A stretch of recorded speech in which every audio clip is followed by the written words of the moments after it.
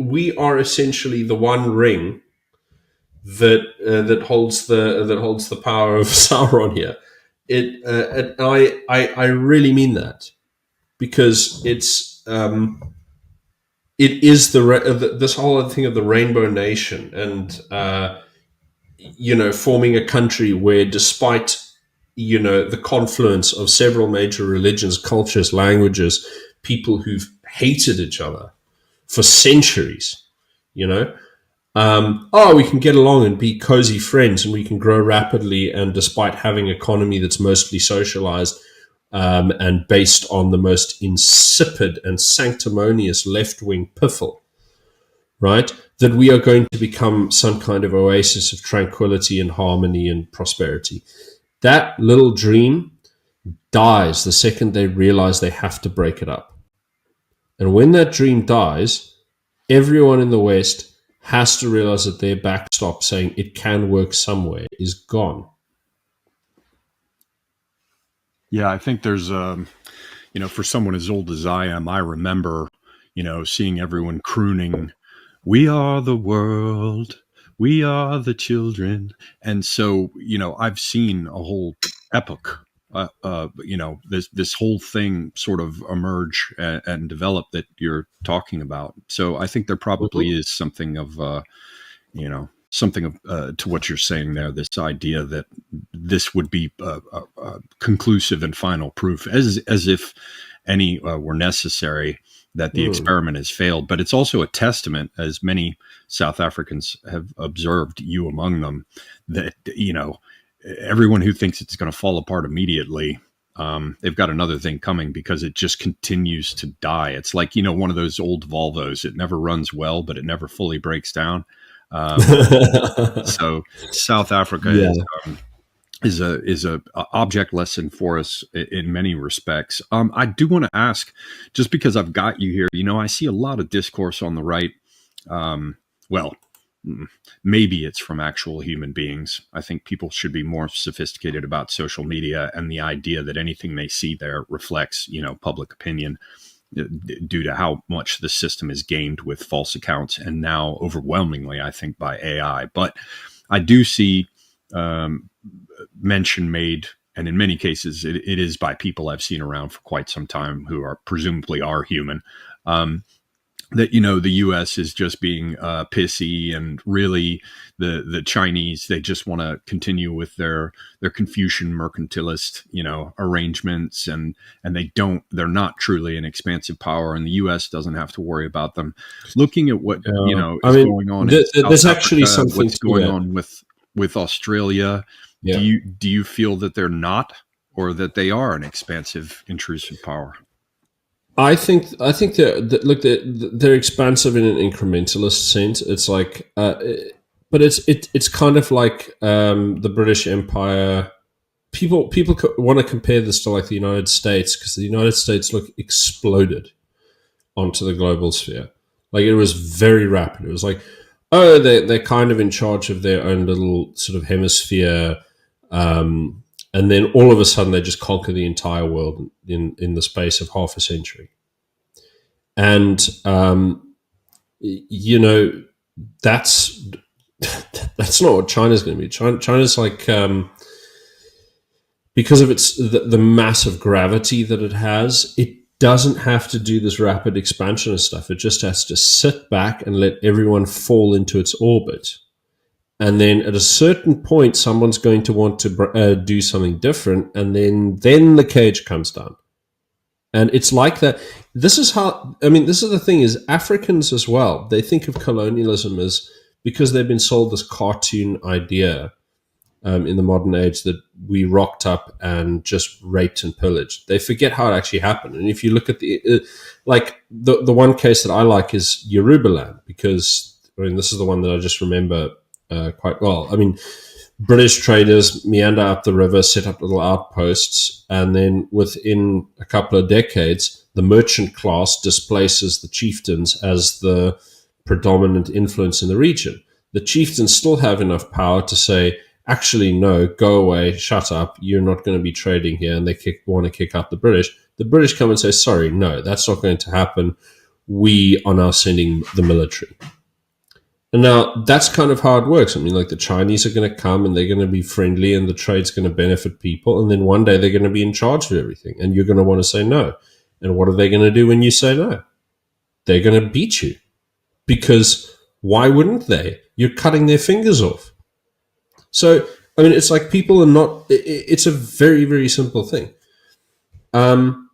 And I don't think you have to be like deliberately expansionist or anything to end up in this position. You just have to be like incrementally, that's in my interest. Let me go do that. It's like the go board. You place the pebble. I mean, this is a rather, well-worn metaphor, but that's because it has explanatory value. In Go, it's very different than chess. You place your stones patiently to surround, and once surrounded and contained, you're captured. Well, right.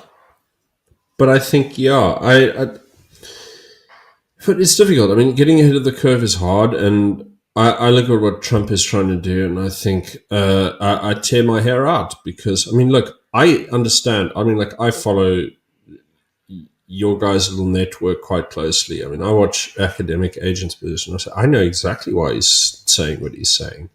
I mean, I tried to have a look at Stephen Moran's document, and I looked at what Trump has to do in order to push this through. And I'm like, no. This is worse than threading a needle. This is pushing a rope through a needle. I do not think that Trump is going to be popular doing what he's doing if he manages to succeed in securing the long-term goals at all. And likelihood is he's going to end up compromising and get kind of neither, I think.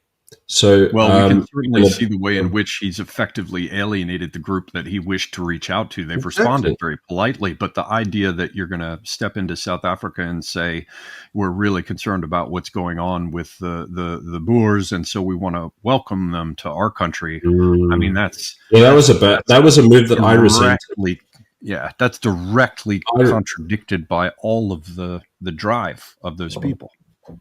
But I mean, it's a move that I have to be frank, I kind of resented, because it's like, okay, yeah, certainly, there's a lot of people who want to get out of the country and they welcome it, and I don't want to tell them, I want to take that away from you. So I do feel conflicted about this.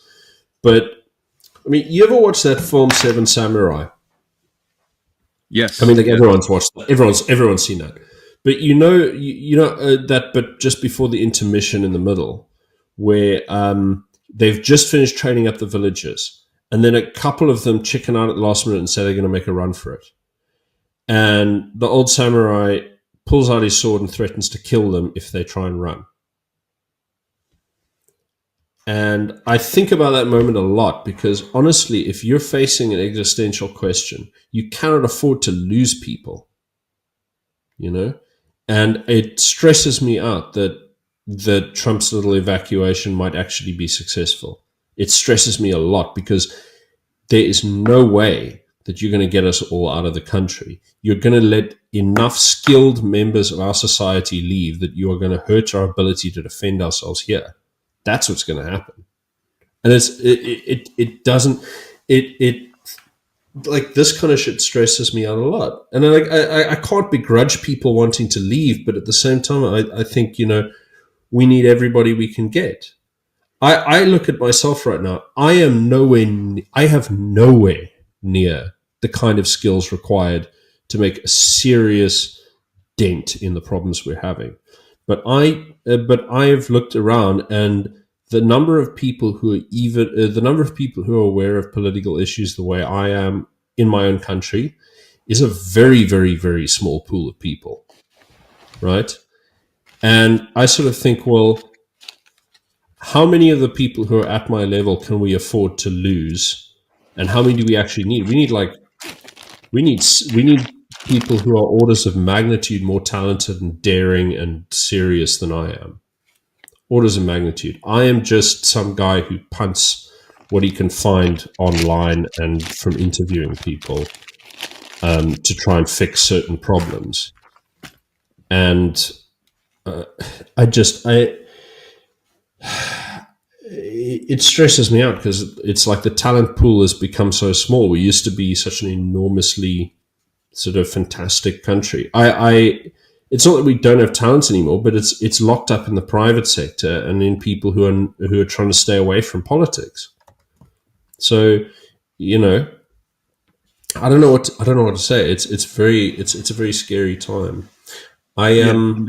certainly the jury is out on whether Trump's various projects are going to come to fruition. And indeed, there are serious questions about what those projects are intended, because we can. I think it's probably safe to say that Trump thought he was doing something nice with South Africa, and it was contradicted by any proper cultural survey of whom you're talking to.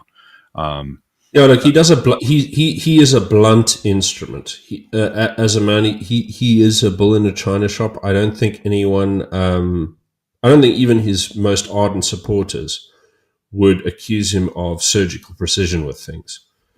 But I mean, Certainly look, not in just his rhetoric or anything that happens in public, but he did win that right. election. Well, true, but I mean, look, this is what I want to say. I mean, look, shortcomings aside, um, he is certainly a he casts a very very long shadow, and what he's managed to achieve is extraordinarily impressive so far. As you, I mean, so it's very hard for me to criticize a man whose achievements are that big. If you have any kind of self awareness, even the people that we both mutually despise, one has to recognize they are greater men than us in many ways. And so there's a part of me that, with self-awareness, it becomes, I feel a sense of guilt, and it sort of, guilt's the wrong word, but sort of, I feel a sense of impropriety sort of criticizing these people, but I can't help it because it's sort of something they're playing with things that concern me in my life, Yes, absolutely. I'm sure Canadians feel the same way. I'm sure Europeans feel the same way at this time.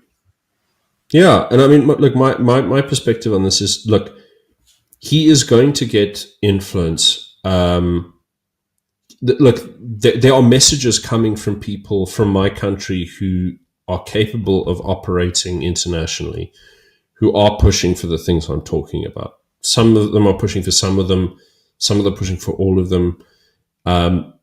But it's incremental. I mean, it's like, well, not everyone's ready to hear a message like what I've just said, right? Like, let's smash the country to bits, right? Let's carve off a bit that is going to be controlled by white people and coloreds. Let's carve off a bit that's going to be controlled by a Zulu monarchy. And let's encourage localized partition within the rest of the country. Like you talk to people about this openly and you say, let's do that. Are you mad? No. So the way that it's being sold, the way that I sort of I've been recently educated. I come on too strong for people who are, how should I put it, mainstream oriented, and this is true. But so the people are sort of like experienced people are pointing out to me and say, listen, well, you point out to them that, well, what we really need is a friendly government in Pretoria. And then you wait for them to say, actually, that's impossible. I don't believe you. That's never going to happen. And then you say, well, alternatively, there is this option where you can kind of hive off the Cape. And apparently this is quite a persuasive form of argument amongst Western elites.